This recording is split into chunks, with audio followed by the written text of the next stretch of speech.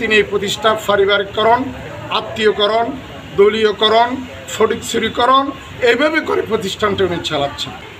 এই দেশে যেমনি দিনের ভোট রাত্রে হয়েছে, 153টি আসন যেমনি ঘরে বসে বিজয়ী হয়েছে, তেমনি এই সমিতিটা এইভাবে আছে 21 বছর এই ফেসিবাদের দোসরের নেতৃত্বে একটি কমিটি সাজাই প্রভিডেন্ট ফান্ডের 41 কোটি টাকার কোনো হিসাব আজ পর্যন্ত দিচ্ছে না। আমরা হিসাব পাচ্ছি না, কাউকে কোনো ফাঁস বই দেয়নি। কত বছরের প্রভিডেন্ট ফান্ড? কত বছরের প্রভিডেন্ট ফান্ডের 2000 সাল থেকে। এরপরে এই প্রতিষ্ঠানের 40 জন কর্মকর্তা কর্মচারী ইতিপূর্বে চাকরি থেকে বিদায় দিয়েছে, অবসর দিয়েছেন। তাদের কাউকে প্রভিডেন্ট ফান্ডের কোনো টাকা দেয়া হয়নি বিদেয় আজকে স্টাফদের মধ্যে ক্ষোভ সৃষ্টি হয়েছে। ক্ষোভটা কেমনি হয়? জালাসি প্লাস জালাসি ইকুয়াল টু ব্রাস্ট। আজকে এই বিস্ফোরণটা, এই যে ব্রাস্টটা হচ্ছে ডিউ টু এই জালাসির সৃষ্টির কারণে। আপনি নেক্সট কোয়েশ্চেন করেন নাকি এটা বলেই যাব? স্বজনপ্রীতির কথাটা আসছে, মানে এরকম উল্লেখযোগ্য যেমন প্রভিডেন্ট ফান্ড একটা বিশাল অঙ্ক, যে বিশাল এরকম ধরেন একদম উল্লেখযোগ্য আরও বলি, গণপ্রজাতন্ত্রী বাংলাদেশ সরকার থেকে প্রতি বছরে 3 কোটি টাকা 2 কোটি টাকা অনুদান আসে। এই প্রতিষ্ঠান যেহেতু চ্যারিটেবল প্রতিষ্ঠান, এই জন্যে সরকার মহোদয়ের পক্ষ থেকে প্রতি বছর 2 কোটি টাকা অনুদান আসে। এই অনুদান পরবর্তীতে স্বাস্থ্য অধিদপ্তর থেকে, স্বাস্থ্য মন্ত্রণালয় থেকে এই টাকাটা প্রপারলি কোথায় ইউজ হয়েছে অডিট করতে আসছে।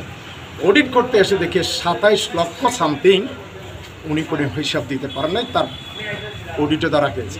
এবং স্বাস্থ্য মন্ত্রণালয় রিপোর্ট দিয়ে গেছেন এই টাকা আগামী এত কার্য দিবসের মধ্যে সরকারি ফান্ডে জমা দিতে হবে। তিনি আজ পর্যন্ত সে টাকা 27 লক্ষ সামথিং দুর্নীতির এই যে ধরা খেলো, তো স্বাস্থ্য মন্ত্রণালয়ের রিপোর্টের প্রমাণ আমরা আপনি রিপোর্ট সহ চাইলে সময় দিতে পারবো, আমি সুযোগ দিলে এনে দেখাবো, তিনি জমা দিতে পারেন না।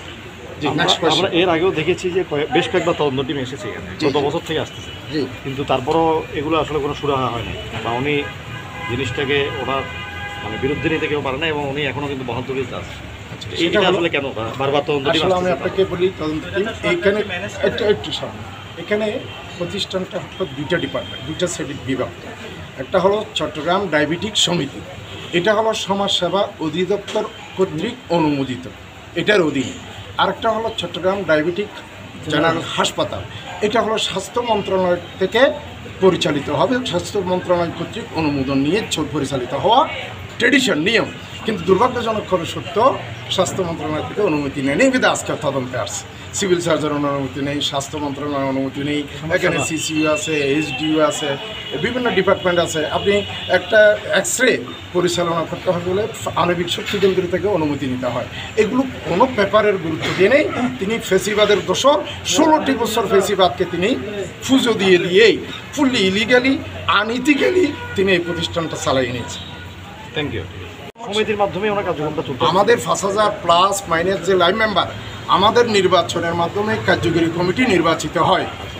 মেয়াদান্তে আবার সমাজসেবা অধিদপ্তর থেকে, সমাজসেবার পরিচালক থেকে অনুমতি নিয়েই আবার একটা নির্বাচনী কমিশন গঠন করতে হয়, দেন নির্বাচন করতে হয়। সেই নির্বাচন আমরা লাইভ মেম্বাররা ভোট দিয়ে ব্যালটের মাধ্যমে আবার একটি পূর্ণাঙ্গ কার্যকরী কমিটি হয়। এটা আবার মেয়াদ শেষ হবে, আবার গণতান্ত্রিকভাবে নির্বাচন তফসিল ঘোষণা করে নির্বাচনের মাধ্যমে নির্বাচিত হয়ে আসবেন। সেই নির্বাচিত কমিটিটা সমাজসেবার কাছ থেকে আবার অ্যাপ্রুভাল নিয়ে আসতে হয়। দুর্ভাগ্যজনক হল সত্য, 2015 থেকে এই পর্যন্ত কোনো কমিটি অ্যাপ্রুভাল নেই, ফুললি ইলিগালি বাই ফোর্স তিনি চেয়ার দখলে আছে।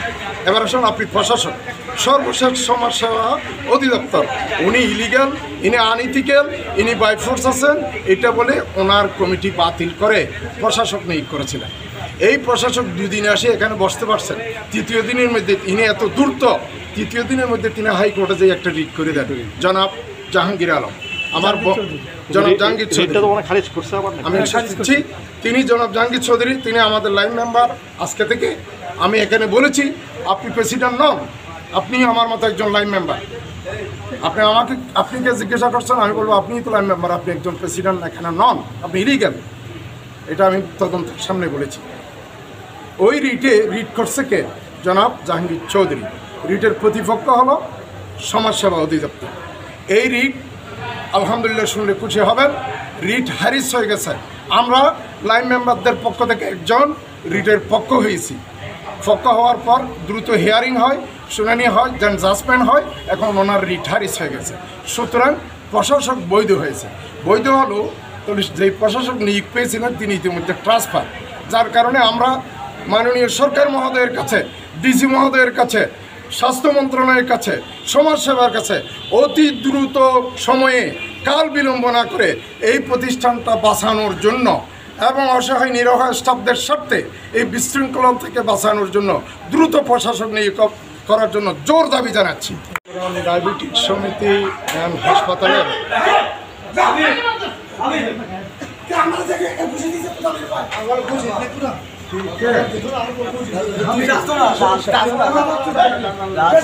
News 24 अपलोड है ना अपलोड हो गई पायदा